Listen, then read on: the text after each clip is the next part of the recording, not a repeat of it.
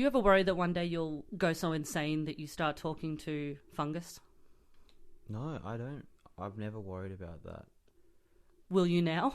No, I don't think so. Okay. That'd be pretty bad if I start talking to the mould. I reckon I'm going to clean the mould. Yeah. And then if I do have a breakdown, I'll just talk to the clean tiles. Yeah. For as long as possible. Because you work with a lot of bathroom surfaces. I'm a cleaner by trade. I'm a clean guy. I know how to clean. So, I mean, if you came across... Professionally clean. If you came across the kind of mould that was in this movie, how would you deal with it, though? Is that like a bleach situation? Yeah. Bleach. If you wanted to be a bit environmentally friendly, I'd like salt and vinegar. Oh. Baking soda. Get a scraper, a knife, cut a lot of that up, plastic bag, roll it out. I love baking soda. Yeah. It's so good for like everything. It's fun. It's scrub it around, it suds up. Have you ever... I made a carpet deodorizer once with baking soda. You mix baking soda and like essential oil. I use lavender. And you mix it up, and then you just sprinkle it on your carpet, leave it for a bit, and then vacuum. Makes your carpet smell nice. It's a handy tip, isn't it? Yeah.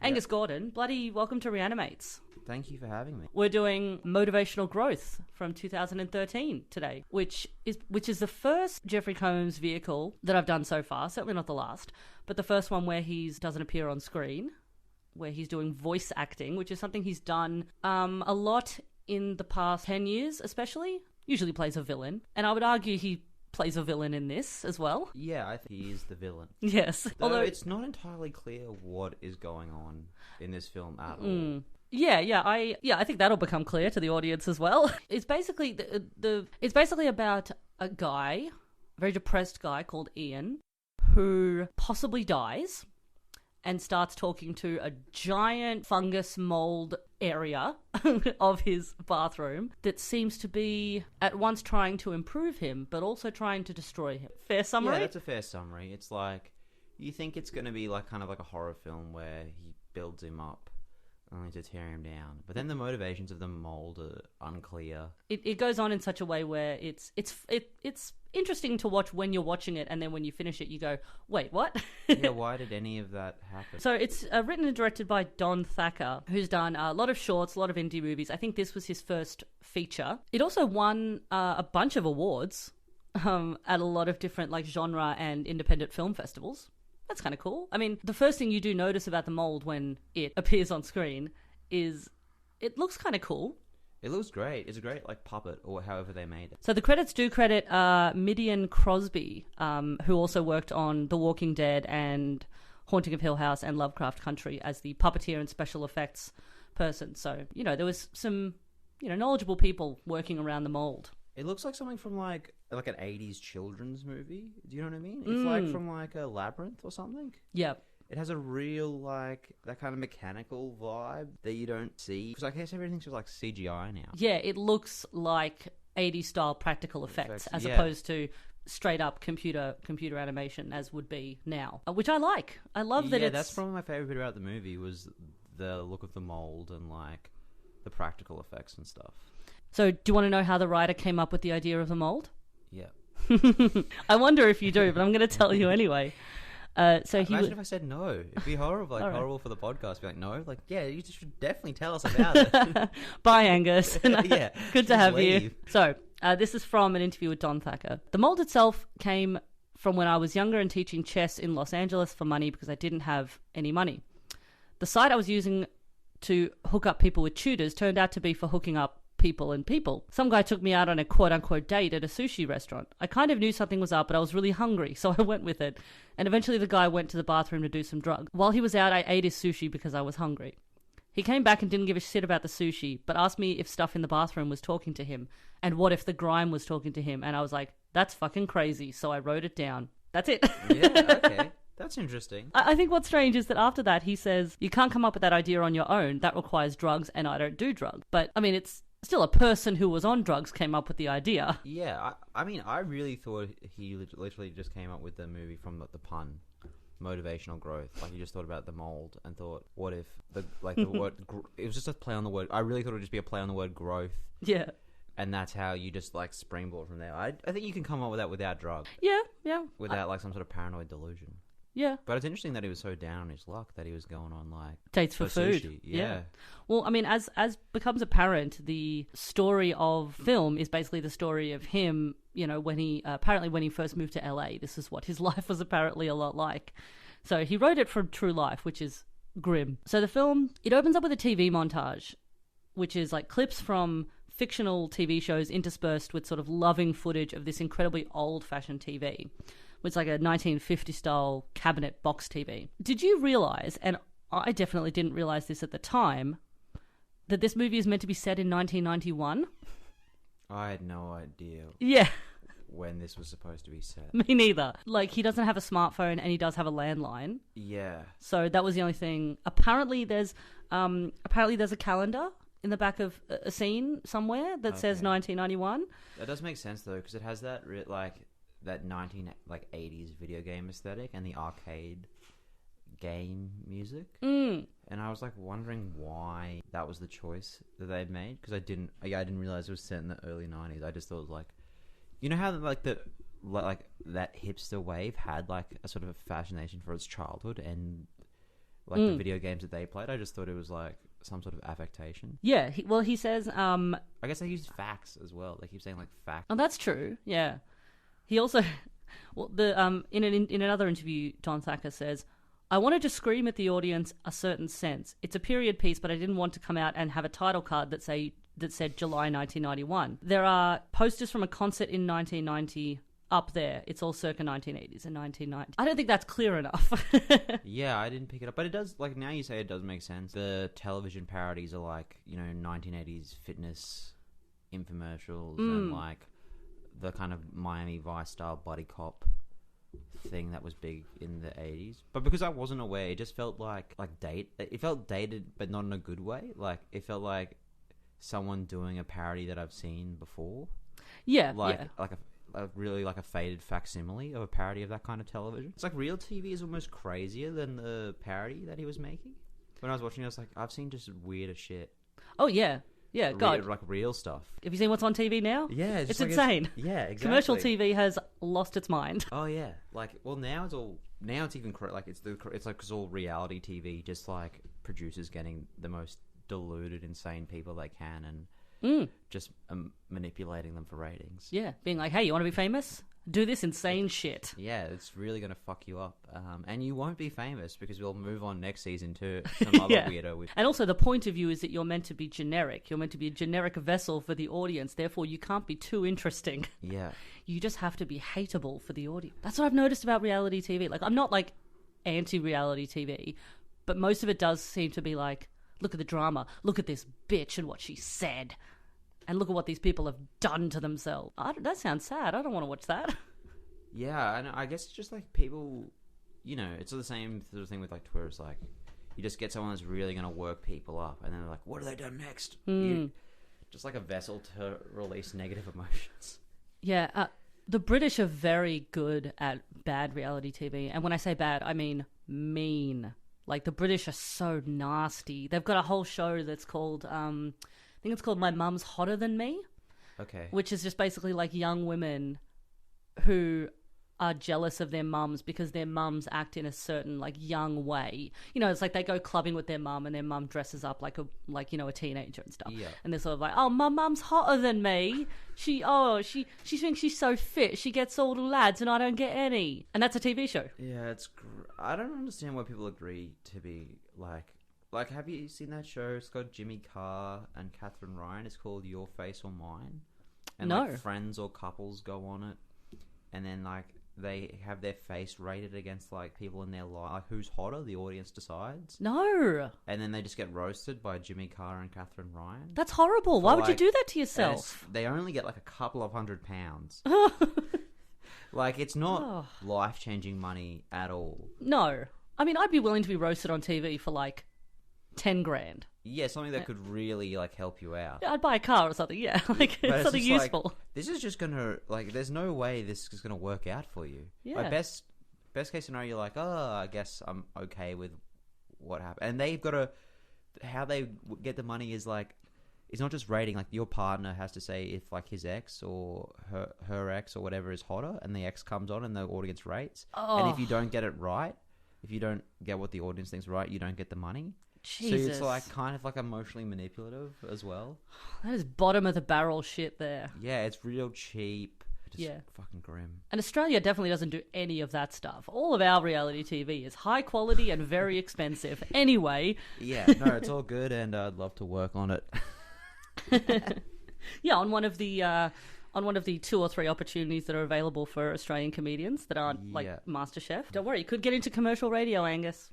I'd love to get into commercial radio. Just every morning, just like playing something real loud and be like, you see what they did on Maths last night? That one of them's a real dickhead. These 2 people they never met, they got married. They shouldn't have. It turns out you shouldn't. It turns out it's a bad idea.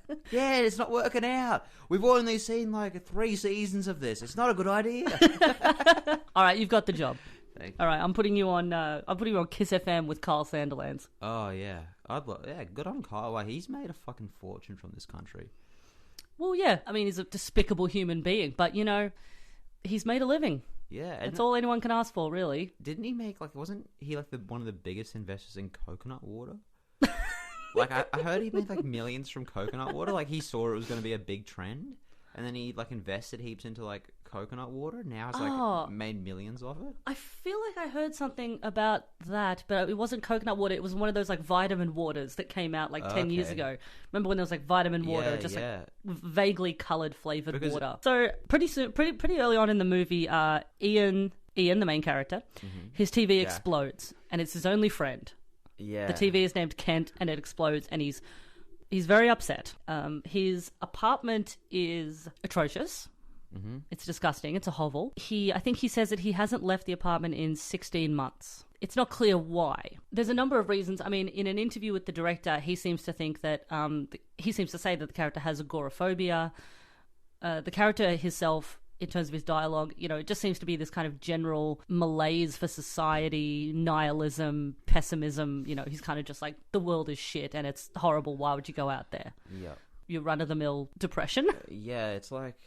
It actually makes more sense that it's set in the 90s because it had a real Gen X sort of like nihilism about it. Like, TV, man, it's just trying to scoop up your advertising dollars. Yeah.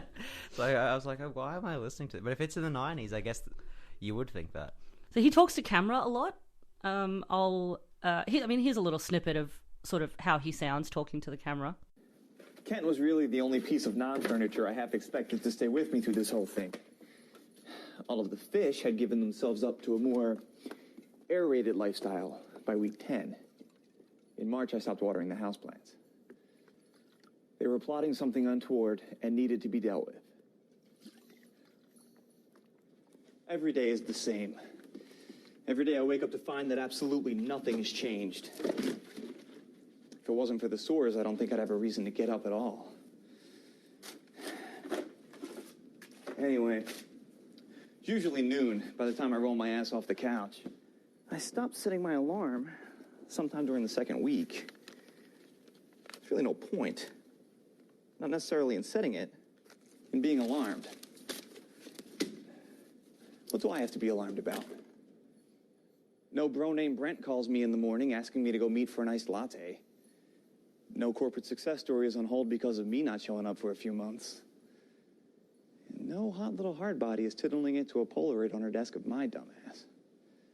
So he's kind of got ennui, he's got low self-esteem, you know, he's very matter-of-fact about this kind of miserable life he's leading. Got stuff in his beard for a lot of the film. It's like food, and he's got bed sores. They've actually done really well to make him seem as sort of as lived in as possible. He's got a lot of his clothes are filthy. He's in kind of like a disgusting undershirt and underpants, and he's covered in grime. And he's also picked white as well, which is a bad choice if you're going to live that way. Pick a darker color, hide some of the stains. But well, who's not, who's to see? Who's to see? You know, I mean, that's the thing as well. When he you're in a bad state when his TV breaks down and he calls a repair guy. I'll be like, you're gonna let them see how you live? Yeah. He seems to have gotten to that level of not being fucked, which it would be a lot sadder if he was sad about it. Like, the fact that he doesn't give a shit means that I'm like, oh, you're fine with this. Okay. I mean, Yeah. if you're fine, I'm fine. Buddy, you make your own choices. You're an independent man of the 90s. Sure. So he very matter-of-factly takes a series of hazardous chemicals into the bathroom, talks about how you can make chlorine gas with certain amounts of chemicals, starts pouring them into the bath ostensibly to kill himself, except when he climbs up, he realizes he has like a fan, like a ventilator. So when he climbs up onto the sink to block it, he falls, hits his head very hard, and just collapses onto the ground. That's true. How you can make those gases, but I wouldn't. It's not a good way to do it. No, he does say that it's very long and painful. Yeah, it's very Yeah, because I assume that there are all That's kind of... basically mustard gas. Like he talks about that they used to kill people in the First World War. It's like a horrendous way to die. Yeah, I mean, I assume in your line of work you have to be very careful about the different chemicals you mix together. Yeah, exactly. What he's doing is do not mix those chemicals. Oh, It so will that's good. happen. All right, Yeah. that's good to know. When he does miraculously wake up, he meets our friend, your friend and mine, the mould. Not mould, the mould. Stresses that point. Keep stressing it, not sure why. Doesn't matter. I think that maybe the mould does not want to be known as just any mould. He is the only mould. And I guess also like a fungi is sort of a collective organism, and you could maybe argue it's trying to draw like Ian into this like part of its like collective growth sort of thing. Growth. Yeah, rather than just being like an alienated individual. The mould also keeps referring to itself in the third person. Not really sure why. Maybe it's because he doesn't consider itself as having an identity. Yeah. Like what you were just saying about this collective organism. Because Maybe. later in the film, the mold kind of spreads itself through the apartment, poking out different holes in the wall and stuff. So it sort of implies that, much like the Audrey 2 in Little Shop of Horrors, you've got the main head of the plant, but it has lots of little tendrils and little buds that keep popping out. Exactly. Are they different plants or part of the same plant? It's in a way like Ian sort of becomes, like a flower for one of those carnivorous like plants. Venus flytrap. Yeah, like he's sort of drawing food into the apartment for the mold to consume. Yeah, it's... Which doesn't really make sense because he was also just giving the mold meat. Yes, okay, so Ian does eventually call a TV repair person, and the film is interspersed with these, as you said, like 16-bit video game segments. Parts where the film just continues on in a 16-bit style. It's not like a separate segment. It's just, this is more of the film in this style, which I didn't mind. Like, I thought those bits all looked quite cute, and like they're very comedic because, with that style you can have like big features and silly faces and stuff. They often sort of explain it by like Ian's been given some mold to eat by the mold, and he has some sort of like psychedelic episode where he sees things in 16-bit video game format, but then sometimes not as well. Yeah, it's not consistent.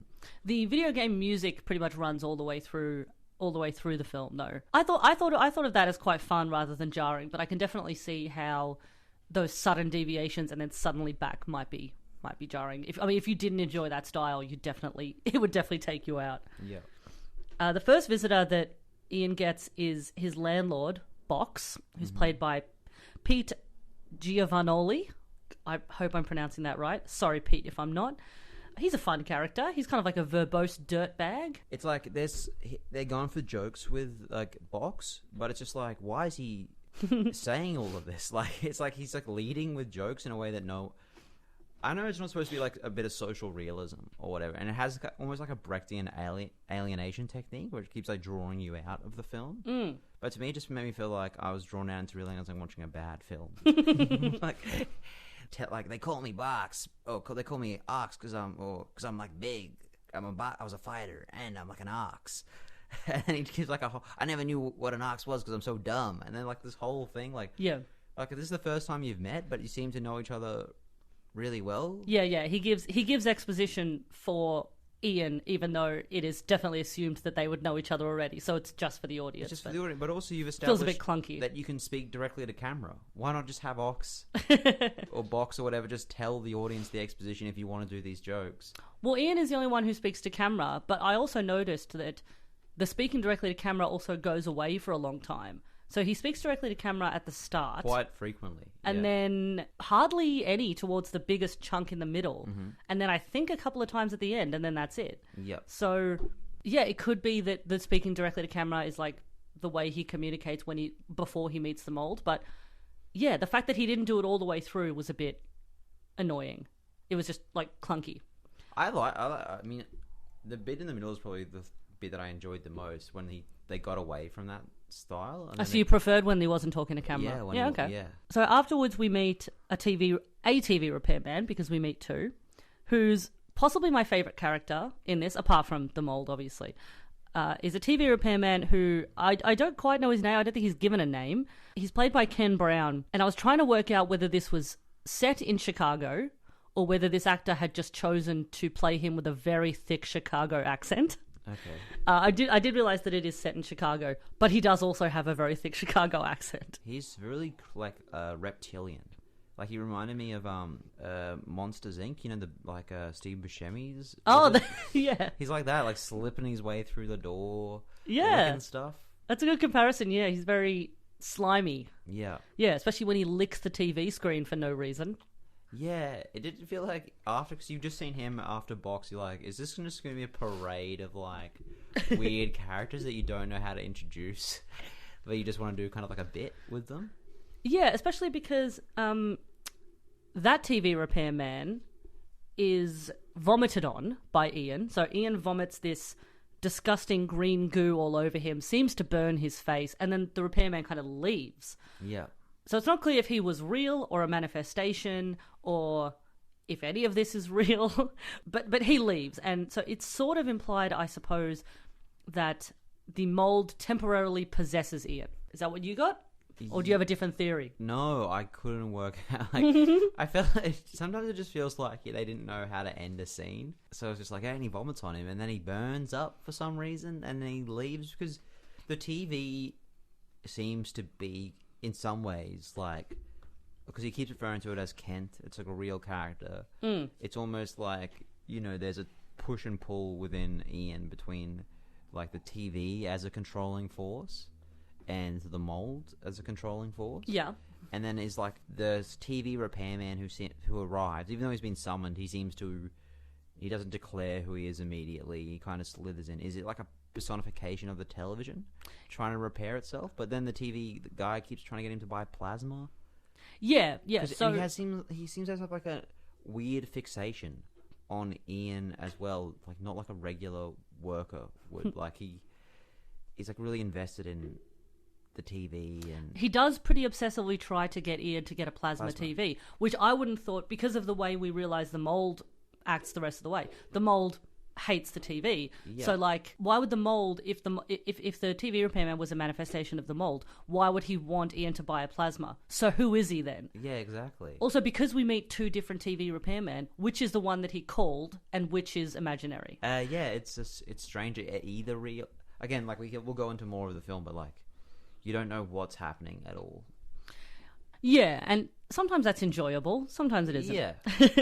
I love the way they've written for the mold. I love the language they give to Jeffrey Combs to do, and I think he's really good at performing it. Here's a little clip of basically what the mold sounds like. Hey, you listening to me, Nosebleed? Hey, Jack, you were going for pinks back there, huh? That was a real deal, what with the tub full of short stuff. What are you after, Aftermath? So the writer talks about how important the language was to him, and the way he describes the mold character in terms of the dialogue is, I gave him a script full of complicated language. If you listen, half of the shit is literally made up. Those aren't real phrases, I made those up. I stole a bunch of 50s greaser slang, and I wanted the idea that the mold wasn't a 50s greaser, but he was like a greaser dude's dad. This arsehole who would turn a wonderful young kid into a guy that rolls a pack of cigarettes up into his sleeve and beats girls. That's the kind of character I wanted for the mold. This authoritative, bigoted, aggressive, manipulative arsehole, and I used a bunch of slang to give him all this kind of flavour. When I was watching, I was like, that isn't a saying. That doesn't quite work. Like, yeah, there's lots of words. It's fun that you can take it just however you know, from whatever's perspective you want. Like, you can enjoy it, or you can be like me, seething, being like, that joke doesn't quite work. What are you doing? It's like, just relax, just enjoy. It's a movie, just have fun.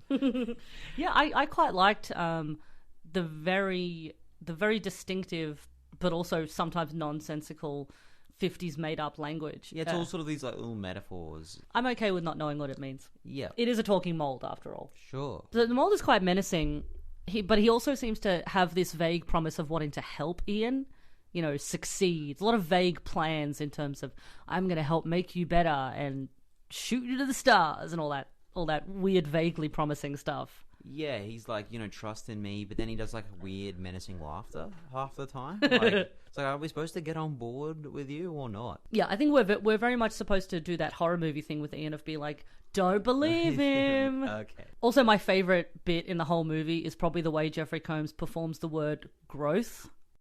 An opportunity for growth, Jack. He does have a great voice. Like, he does do... He's great as the mold. And I think one of my favorite bits, I've never seen Star Trek or anything, but the bit where he does like a monologue about television and like about Star Trek and stuff. And then obviously he's got Jeffrey Combs as the mold. Combs, sorry. Combs. That seemed like... Get out of my house. I don't know, it felt like the most... I was like I really felt like, oh, the director really cares about Star Trek and stuff. And like, that felt like the most personal part of the film to me. Yeah, and apparently that's something else that also dates it, is that Ian says that Gene Roddenberry just died, and Gene Roddenberry, I think, died in 1990 or 1991. Okay. Again, if you didn't know that, why would you know it's set in the 90s? Anyway, so the mold produces a lot of weird things for Ian to eat, which I find very visceral. So, I mean, the first thing is like this horrible sort of squishy lump. It looks like a rissole, or it looks like a black pudding, but when he bites into it, it looks like there's sewerage inside. It's like liquid that just bursts out. Yeah. It's really well done in how horrible it is to imagine eating it. It looks like if you ever have like a pastry or something, and then there's like goo like goo inside. Except, do you mean like a custard or something? Like a custard, yeah. It does. It looks like that. Like Okay. It's like a thick custard, but instead of like something delicious, it's the most vile black substance you can imagine. Yeah. So like when you go to like Baker's Delight, do you go, "Hello, can I have a goo bun?" A goo bun, you know what I mean? Like a thick, viscous, sort of creamy treat inside. Can I have that? You got anything viscousy? And then the person behind the counter just looks at me like, no. No. Yeah, you do, and I insist they do, and they do. I just don't know the word custard. The effect of this black pudding sewerage nonsense, it sucks him into the TV shows he was watching earlier, and I'm not sure why. So he kind of becomes part of the TV shows that he had been watching, which is like, there's like an aerobics show, there's the Alien Cop show that you mentioned. I think there's some sort of weird advertisement for a gaming product. The samurai knife thing. Yeah, the samurai knife infomercial. He gets sucked into them. Again, I'm not sure why. I'm not sure what the purpose of putting him in the shows is. Yeah, I assumed it was like because he's taking he's taking a psychedelic substance, and then he's experiencing like that's kind of his only reference points in life, right? Like he's obsessed with television.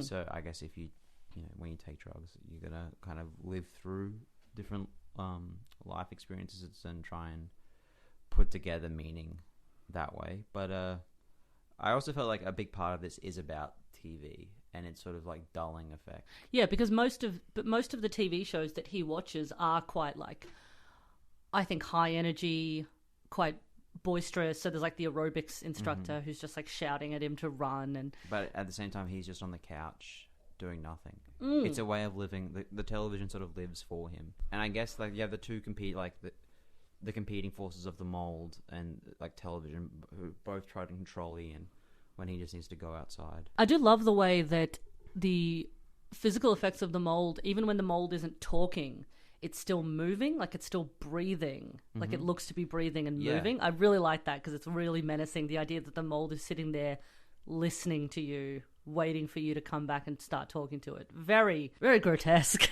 Yeah, it's really like whoever worked, like you said, the person who made the props and stuff that was awesome. It looks so good, and it's sort of wet.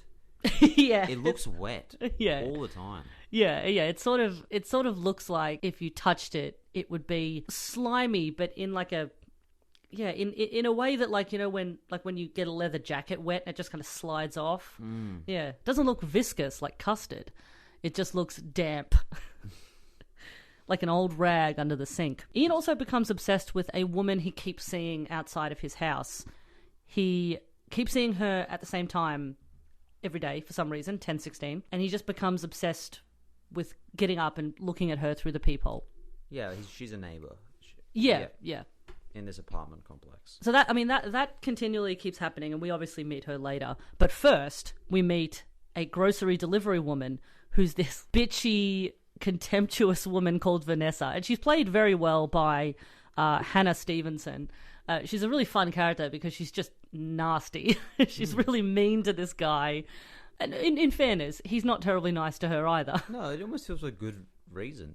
Like, I was like, yeah, is someone going to point out how he's living at any point? And she was like, yeah, will you live like this, man? Like, what's going on? Yeah, and also she's like talking to him and he's just like staring at her. It's like, hello.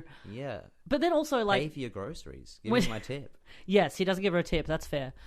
But also like when she brings in the groceries, she dumps them on the floor. Yeah. That was... I just kind of felt like, I was like, this guy doesn't give a shit. Yeah. She just like throws them on the ground. Yeah, hey, there's no room on the table or the bench. Who cares? Yeah, I liked her.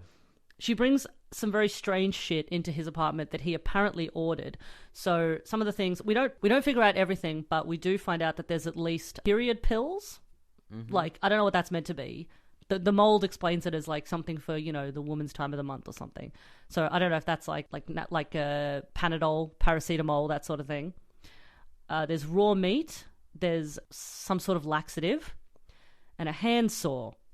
Mm-hmm. These are all very menacing things to have in one grocery order. The mold is very reassuring. He says that he added these items to the grocery list as part of his growth. It would have been really good if I had input the sound there, wouldn't it? Part of the mold's plan is to get him to get him cleaned up. So he does. Cuts his hair, shaves his beard. Cleans up the apartment a bit. Yeah, a bit. I mean, there's not a lot you can do about the sort of filthy walls. You know, there's some permanent stains that you're never going to get rid of. Yeah, you're not going to get your bond back on that. This whole cleanup actually really cheers Ian up. Him and the mold actually develop this like weird friendship. There's this whole like lovely romantic montage of them like Ian's doing the cleaning, mm-hmm. and then him and the mold are having a little chat, and he's like Ian's giving the mold a little like a tickle under where his chin would be, I suppose. Mm-hmm. It's quite lovely. It's a rare, lovely moment. Things are going well. The plan is working. Yes, for now. And it is good advice for anyone. Like, you will feel better if you can clean up your place a bit. So we do meet the woman that he's been watching at 10:16. She's called Leah. She has been noticing him watching her and decides to say hello. Immediately, I don't believe this character. She is the least... I mean, the whole film is full of unbelievable, like, 2D caricatures. But she is the least believable of all of them. Yes. Completely, like, underwritten. Her motivation is, like, insane. None of it makes sense. Yeah, so she like, runs excitedly up to the door because she's like, you've been staring at me through the eyepiece of your door and I wanted to know who was behind there. And she's so charmed by this. Yeah, and she has like a glowing, like the outside is represented by this like sort of glowing white light, like this almost like angelic halo effect is behind her the whole time. Yeah, I guess she's, I suppose, representative of the life that he could have if he went out, which is maybe why she's written so unbelievably, because he's manifesting this sort of dream girl. Yeah. You know, he's like, oh, imagine if that girl that I keep looking at actually came up and enjoyed that I keep watching her from the door. Yeah, but I weirdly like my low energy stalking. She even calls it door stalking, but she isn't like repulsed by it. No, because she's really happy to see him, and he like runs excitedly into the bathroom to tell the mold the good news. And he trips on, I want to say, a rotting corpse, but it's not really a corpse anymore. It's kind of a skeleton now. Yeah. It's kind of a wet skeleton. Yeah, and it's supposed to be his. So you like, oh, did he fall? When he fell, is he dead? And is there some sort of like purgatory that he's now trapped in? Yeah, that's definitely when I was like, oh, okay, it's that thing of like, oh, it's all a dream, or it's all hell, or this. The film maybe doesn't want you to think that because it jumps around in a lot of different ways and doesn't really let you settle on any kind of one hypothesis, unfortunately. Yeah. I think it hints at that like initially as well when he has the fall and then he gets up and he's talking to the mold. You're like, oh, okay, so is he dead now, or is this hell, or like what's going on now? Yeah, because I think that when he initially falls, there's a whole bunch of blood that's coming out of his mouth, but when he wakes up to talk to the mold, there's no blood. Yeah. So that's kind of implied, oh, fresh start, back to zero. Who knows? And that's before that moment, there isn't any sort of like supernatural elements.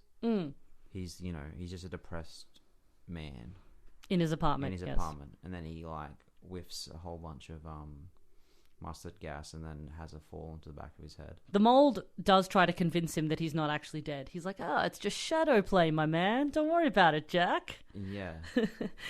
But then we meet another TV repairman, and this is the second one I was talking about, which, again, it doesn't make sense. This one is also much nicer than the first one. Mm-hmm. He's played by Robert Kramer, who's a very lovely actor, playing this sort of genteel older man who has, a lot of respect for the old style television, that a lot of work goes into making these, He's very much like the pride of American manufacturing and all that sort of stuff. So he does fix the TV. And it's revealed like the mold is the one that, broke the television. Yeah, because the repairman finds a bunch of mold in the wiring. So Vanessa comes back, the grocery delivery person. Not clear how much time has passed. Got to assume a few days.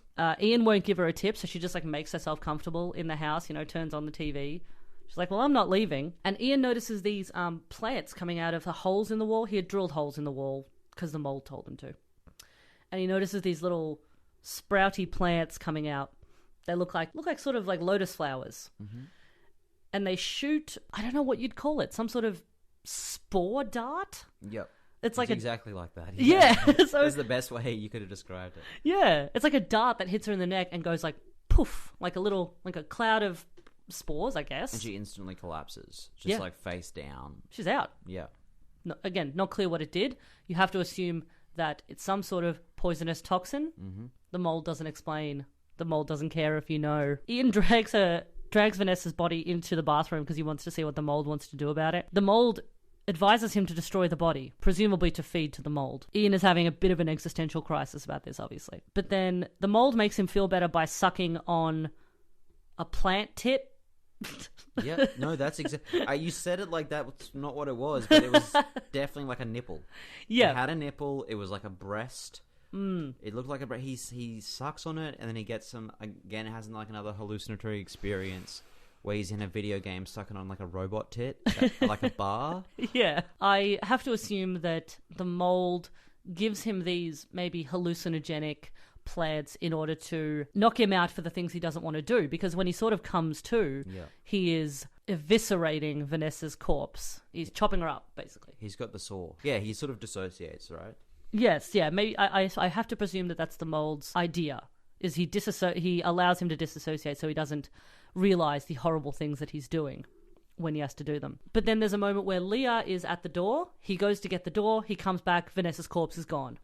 And then he sees Vanessa outside delivering groceries. Yeah, so when he's talking to Leah at the door, he sees Vanessa in the background, and he's like, who's that girl? And then Leah's like, grocery person.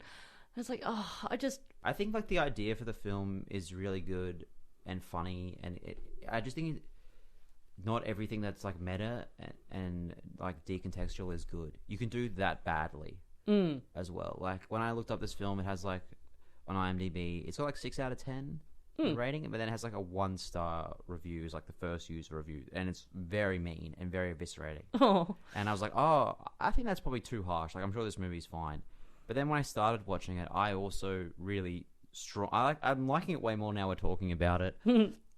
And like as I got into it, but I can see why you could react strongly against this film as well, because it does feel like it's trying to do that metatextual thing, but it doesn't do it as well as other things, so it can come across as grating at times. Yeah, it does. There's a little bit of the writing as well that has a thing that I don't like, which is, and there's not a lot of it, but there's a couple of lines that sort of gave me a little glimpse into the writer's brain, which was things where it's like, why do you hate that? Like, why are you cynical about that thing? There's some throwaway line about having yarn on the bus so everyone thinks you're cool for knitting. It's like, why does that annoy you? Of all the things in the world to annoy you, why does someone else having a hobby you don't like annoy you? There's little things like that in any film, if I heard that, I'd be like, it's a weird thing to bring up in this nihilist kind of treatise. Yeah, at the beginning when he's doing that sort of like low effort, sophomoric nihilist philosophy, it's like I could handle him being depressed, but philosophizing about it is really annoying. Like I find him particularly unlikable at the beginning of the film. And there's also other moments in like when the body dies and there's things that happen. He's like, still kind of like normal with the mold, instead of like the mold is clearly beyond is a now a baddie. Yeah. Like, you don't need to be, oh, I'll listen to you. Like, yeah, there's definitely moments that he does what the mold tells him to do against all better judgment. yeah, like what?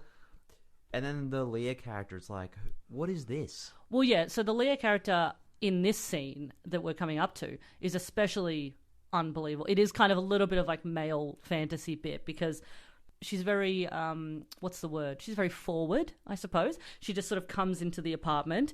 The TV's now working again. She sits very close to him on the couch. They're watching TV. She wants to kiss him because she finds him mysterious and enigmatic. Yeah. Which She hasn't heard of shut-ins before. So she can't work it out. Yeah. She thinks, hey, you live in filth. You must be interesting. Yeah. You've been stalking me. That's exciting. Oh, like an artist would. They do kiss, but then Ian vomits the green stuff all over her, and she's surprisingly fine about it. She, unlike the first guy who withers in pain, like it burns, she's cool. She just gets, like, she just goes to the bathroom. Yeah, she's like, hey, do you have a shirt for me? Yeah. Look, I've been on worse first dates, but I reckon if a guy vomited burny green sludge on me, I'd probably leave. But she just goes into the bathroom. She doesn't see the mold for some reason. No. And the bathroom is still disgusting. Like, it is, even though there isn't, like, a mutilated corpse in it, like, it's, like, completely ridden with grime and filth. Yeah, again, it just seems to be something that she doesn't care about. Because if anything, after he vomits on her, she's even hornier. She is so horny. She, like... she takes her top off and her bra so that Ian can see her breasts. Yeah. Even though, like, she still presumably has, like, green sludge. But she's kind of clean now as well. Yeah, she's surprisingly clean. And she's very chill. Also, they've just met. Like... Yeah, this is their second interaction after she confronted him for stalking her. Yeah, so they've probably known each other for all of 5 minutes. Yeah. His interaction with Leah is interrupted a little bit by another visit by Box, who, I mean, I wasn't actually going to insert this story because I thought if you're going to watch this movie, this might be a fun moment. But I also realized that now that we're talking about it, you might not watch the movie. So I'm going to insert it here because it's really fun and it's a good performance by the actor. You ever broke a chimp's arm before? Fuck. They're real tough. They got bones like they were made of rock. It's like breaking a slab of concrete trying to break a chimpanzee's arm. They won't just let you do it either. They're fighters. They fight dirty. When that arm snaps, though, there's this scream. It's like when you set a church on fire with a broom handle stuck in the doors. It's not just one sound, it's 100 sounds all balled up into one terrifying song. You ever heard that? He's a fun guy, isn't he? Yeah. So Leah gives him this whole flirtatious spiel about bees. You know, she's using bees to flirt with him. You know, something about how bees dance to show that they love each other. And I'm like, you're talking about love? You've only known each other for 2 fucking minutes, and he vomited on you. Even I don't go that far, and I'm an idiot. Yeah, it's really... It is full on. Also, as well, like, she's taken her pants off. Yeah. She's just wearing the video game t-shirt he gave her. Oh, it's definitely male fantasy now, isn't it? Oh, Yeah. A beautiful girl in my apartment wearing nothing but a video game t-shirt. And then he's like, I don't know how to dance. And she's like, I find that endearing. Yes. It's the love that makes the bees dance together. Oh, is it? Yeah, the love. And then they go to kiss again. They do go to kiss again, but then the mold eats her. Yeah, he just gobbles her up. And Yeah, it's like yeah. a wood chipper. Yeah. So it's I guess the mold's mouth is kind of... He doesn't eat her in the puppet. He kind of absorbs her through, I guess, whatever mold is coming out from under the sink. Because it's like a cabinet door. Yeah. Yeah. So the mold is kind of growing in the corner between the sink and the cabinet bit of the sink and the wall. So he's up in the corner of that. So the cabinet is kind of like a second mouth for him. Mm-hmm. You open the cupboard and that's where you put the people. She's almost like just like a vacuum sucked into the cabinet. And then just... like wood chipped. Yeah, because there's another point where Ian does feed the mold something and he puts it into his puppet mouth. Yeah. So, again, the rules of the mold, I'm not going to question it. I don't want him to yell at me in greaser slang. Also, that just seems like probably the easiest way for them to do it as an effect. I wasn't like, that's bullshit. Yeah. But I was like, what is this going? Like, why is he eating this woman when he seems to be wanting Ian to, To do better. to do better? It seemed to be his whole plan was to get in with this lady. Yeah, there's actually the only improvised line. So apparently the writer was really strict on no improv in the dialogue. He did this interview where he was like, I love Jeffrey, but I was like, no improv, because I'm very precious about the script and I'm precious about the words I've used. And Jeffrey Combs was apparently very good at sticking to it. He didn't do any improv except one word. There's a bit when Ian runs back into the bathroom to tell the mould, Leah wants to come into my apartment. And the mould says, bitchin'. That's the only improvised bit. Okay. But again, he's happy about it. So why does he eat her? I don't know. Yeah. I don't know, Angus. He eats the first girl, presumably, but you're not sure again because, was that just a hallucination? Then he eats Leah. Yeah. And then that seemed like this is like the weirdest point to me where Ian doesn't just go like, well, I have to kill the moles now. Like No. he's eating women. And because Ian's like, I liked her. It's like, it doesn't matter if you liked or didn't like this woman. He ate a woman. Yeah. Your personal feelings are kind of irrelevant. Yeah. This guy's a murderer. You need to get that bleach and start scrubbing. Mm-hmm. You have to try and take down this mold, and not reason with the mold. And then the mold gives him a whole sort of nah, women bring you down. Yeah. You need to be kind of be a player, not falling in love. Yeah. That's his whole spiel. It's well, it doesn't matter. You ate a woman. Yep. This isn't dating advice anymore. This is you're a monster. Yeah. I mean, I should have known you were a monster when I realized you were a talking mold. I shouldn't be taking advice from a mold. I tried not to judge initially, but then when you started eating women, I had to be like, I'm going to put my foot down. But Ian instead is kind of just oh man, that's not cool. I think he says, you ate my almost girlfriend. Yeah, my almost girlfriend's But then the mold gets very upset though when Ian talks back to him, gives him some sass, and he explodes this sort of mold bomb on Ian, which turns him into a giant mold himself. So now I've got two big mold puppets chatting to each other, which again is kind of a fun visual. It doesn't last very long. That's not the end of the movie. I actually think that would have made a better ending, to have just ended on, the mold just wanted to create more mold. Mm-hmm. That makes sense. Yeah. He just wants to propagate. But then we have a last gasp where we return to the bathroom after this hazy mold exhibit, and Ian wakes up as he was in the beginning, just after his fall. Yep. So he's reset. Yep, absolutely. So he's still hairy, he's still filthy. He's just having fallen trying to block the vent to gas himself. So you kind of go, all right, did any of that happen then? I don't know now.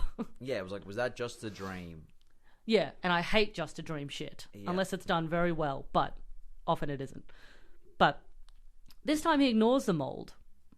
Mold's yelling at him, and he goes back to return to the TV. Which is working. Which is working again. Box comes in for the rent. Ian is just ignoring him now. He's just not even paying attention. And then Box is killed by the spores. Mm-hmm. They just kind of explode from the walls. Ian doesn't give a shit about any of this. The mold kind of spores up his house.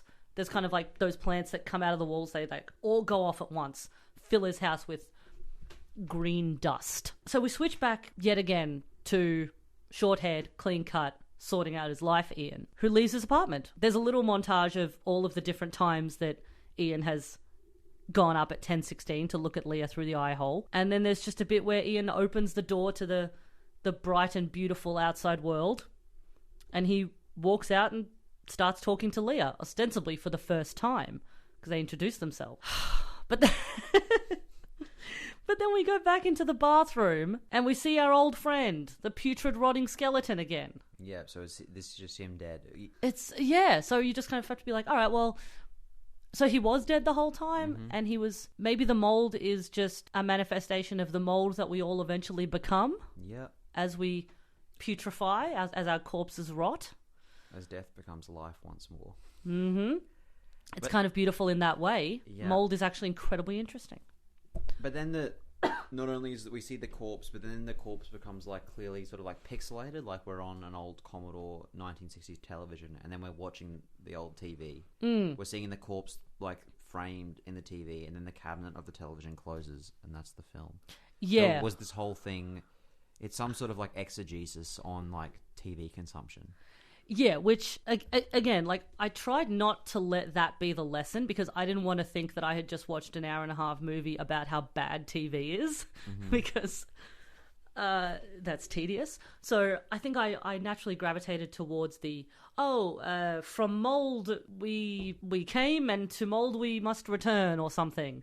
Something about life becoming life and all that. I think I found that more interesting, but I think that you could definitely go any number of ways depending on how you interpreted it.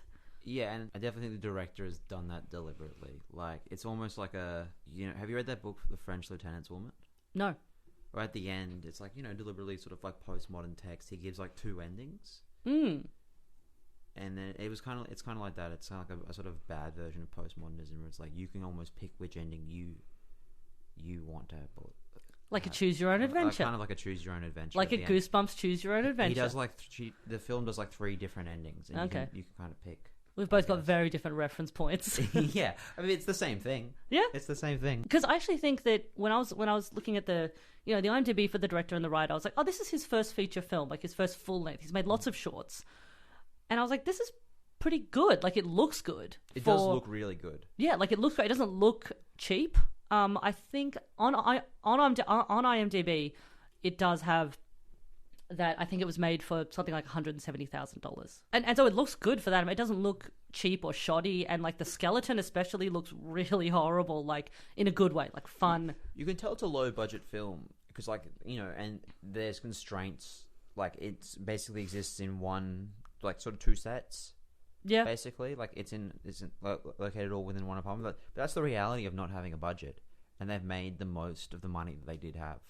And the point of the film is that this guy never leaves his apartment, so why would you bother having exactly? You make a film that you can make on that kind of budget. There's a little interview that the writer-director did in terms of how Jeffrey Combs was to work. You'd be unsurprised to know he was incredible to work with. The takeaway, the thing that I would swear up and down forever, is that not only is he one of the best actors I've ever worked with, he's also one of the most giving actors I've ever met. That guy treated me like I was the greatest director on earth, and he delivered 100%. He gave an amazing performance, even though we made him a gross fungus thing. He's a great guy, and I'm glad to hear it. Yeah, well, it seems like he's just, gives everything to, no matter how big or small the project is, like, he really committed. Yeah, and that's definitely something I see in all of his films. Like, I've watched a number of films where he has had annoyingly small roles, I would say. He doesn't really phone it in. There's only been a couple of things where I've thought, this was not a passion project for you. But 9 times out of 10, he's giving it his all, which I really respect. It's probably why he's my favourite. And you'd say that about all the actors in this film. Like, it feels like everyone really tried. Yeah, everyone's doing well in what they've been given to do. Yeah, with what they have, like they're all giving it their all. Yeah, like Leah isn't like a greatly well-written character, but the actress is doing really well at what she's been asked to do, playing the, I don't know, sort of, in another movie she might be like a manic pixie dream girl sort of type. She seemed like less evolved than a manic pixie dream girl. Like, she had even less to the character than that, you know what I mean? Yeah. And obviously we only meet her a couple of times, but her performance, especially in that whole scene with the bees dancing and all that stuff, like, she's very sweet, very lovable, and I think that's meant to come across because you're meant to be like, oh, she's gonna save him.